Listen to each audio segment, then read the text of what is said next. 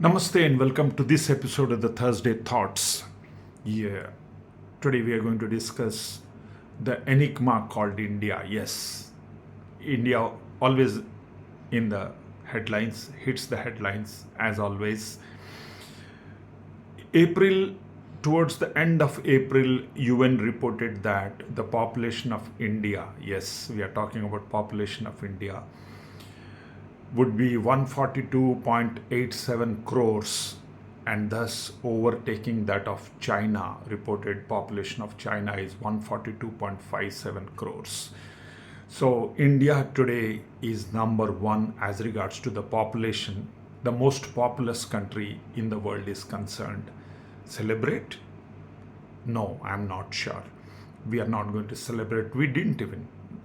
Not many people were overjoyed with this number one rank. We celebrate the first rank in JE, first rank in IAS, but not in population because we are already facing problem of population, that is the excess of population. Now let us see some figures. Why? And at the same time, of course, the another great achievement is Ajay Banga has become the president of World Bank. So, I mean, a lot of Indians are heading a lot of big CEOs in the world. So that is why I thought it is like an enigma. So the population of India, let us see another very important parameters to me. I'm no demographic specialist, but I am concerned about, as any one of you, I am concerned about India, my country. Yes. Now the other parameter when we look at, let us look at the population density. Very much, it's a very important parameter. You would have guessed it, right? See, the ratio between the land mass, that is the area of China, and that to India is 3:1. That is, if today we have equaled or overtaken the population of China, the same amount of people live in China at 3 times more the area. That means the population density of India is, that is 3 times that of China. As simple as that. So whatever facility the government or you provide in the country, in our country, you will get it easily distributed among the large populace in countries like China compared to India, because India will have 3 times more troubles. Yes. And just to have a look at the population density of the most developed country in the world, that is USA, is 36 number of people per square kilometer, and that of China is 153 persons per square kilometer. And as we have already discussed, 3 times that, almost 3 times that is in India. The population density of India is 428 persons per square kilometers. How do you manage? You would have seen, if you live, I live in a city for the last 20-30 years. Whatever I'm speaking, of course, may sound very hypocritic. I'm enjoying all the facilities of cities and I'm going to talk against the cities. It is not that. That is because my concern for the large population of our country is there. I just wanted to share my thoughts.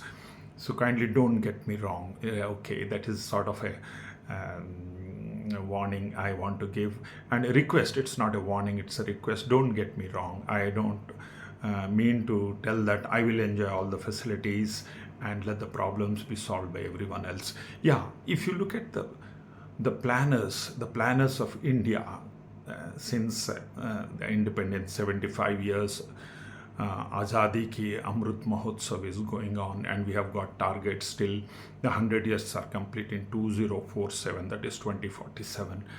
I feel whatever you are doing today can never match the expectation of people because the all planning by our planning commissions, Niti Aayog, whatever you call it. I'm not against any of these policies, but as they say, if you don't plan properly. That means if you fail to plan, you plan to fail.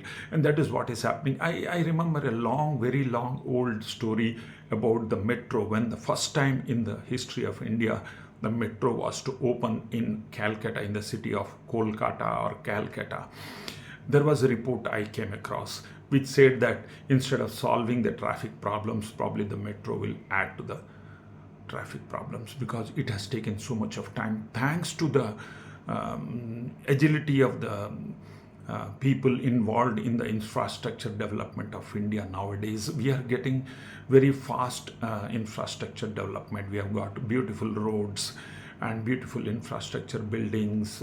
Every city is telling ours is one of the best cities in India. But I'm afraid these are all only a bit glossy affairs. We have to go below it because we have to go where India lives. If you look at the records, how many villages are there in India and what is the population of India which lives in the villages? That is where the planners should look at, to my thinking. I was just checking the data. We have got 6,40,000 villages in India, 6,40,000. And matching this figure, the percentage of population that lives in rural India, in India of course we are talking about, is 64%. And that means 36% only lives in urban facilities, enjoying the urban facilities. But most of the times we find that most of the facilities are being provided automatically. I'm not telling a particular person or a particular agency like government or NGO, whatever you call it. They are not providing these facilities, but these facilities are growing in the cities automatically at a faster rate. So probably that is where our planning is going wrong, I feel. You go to any of your big hotels in and around, say, Hyderabad, the place I belong to, you will find people from Jharkhand, Odisha, Chhattisgarh are there as the people who serve you the food and all that. So there are not enough job opportunities in those states. In other words, there are not enough job opportunities we are creating in villages. That means 64% of the population don't know what they should do. Okay, India is again mostly an agrarian culture, agriculture society. Then why this lopsided view about the villages? Why can't we provide good facilities to all the villages? First, now connectivity is not a problem. Why you have to have all the best schools, all the best hospitals, all the best facilities clinging around, or like they say, bees coming to the beehive? All people want to come to the cities and enjoy their life. Why can't we enjoy? Don't you ever feel that we are missing the free air of a village, the lush green meadows of, say, a village near Pune? But Pune is developing very fast. I mean, that is not development for me. I have seen so many places. I visit my friends. I go to their apartments. They are big houses.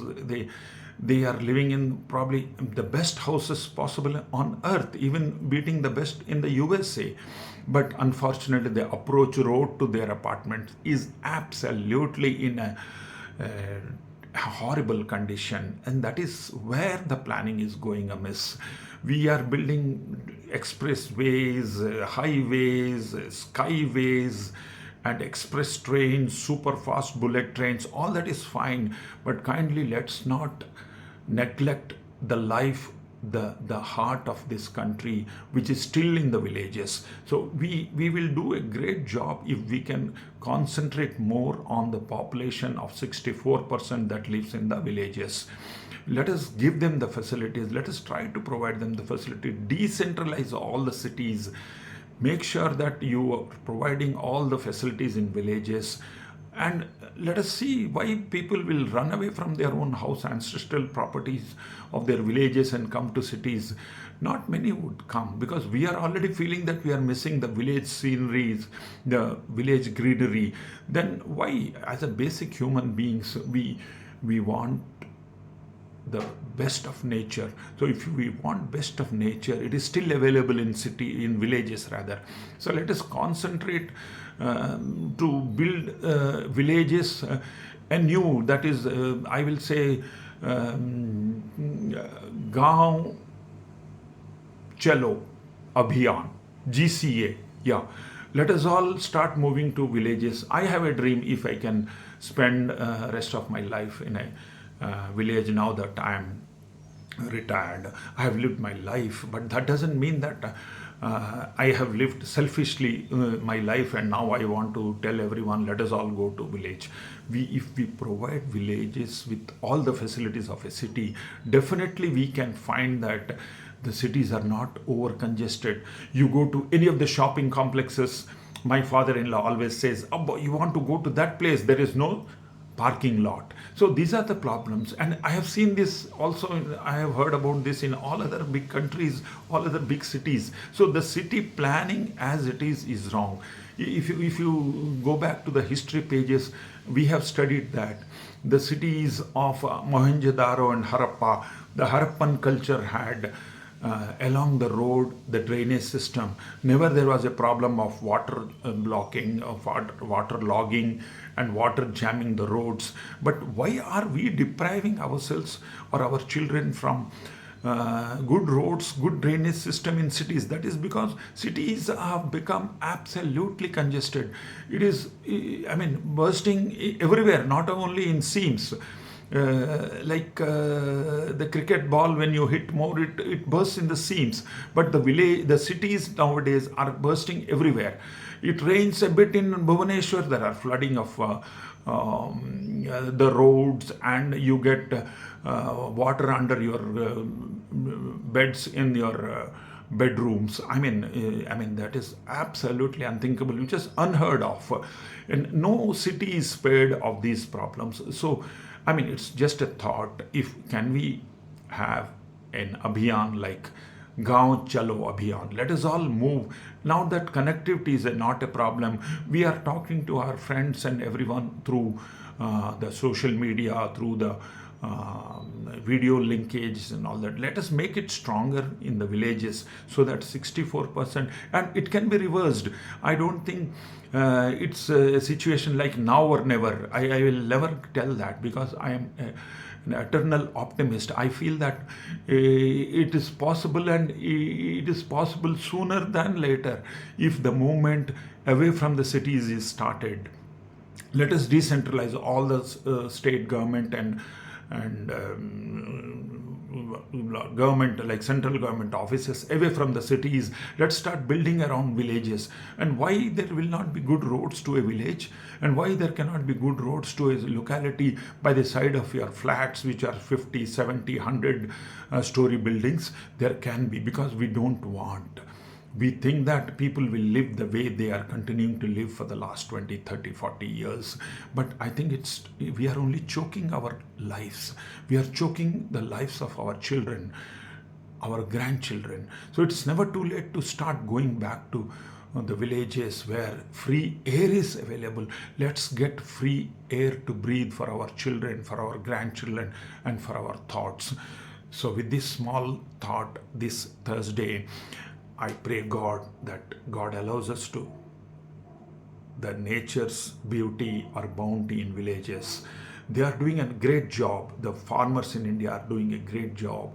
In spite of the epidemic, they had provided us all the vegetables, all the food that we required. Let us start giving a bit in return to their good work. May God bless each one of us. Bye-bye. Take care.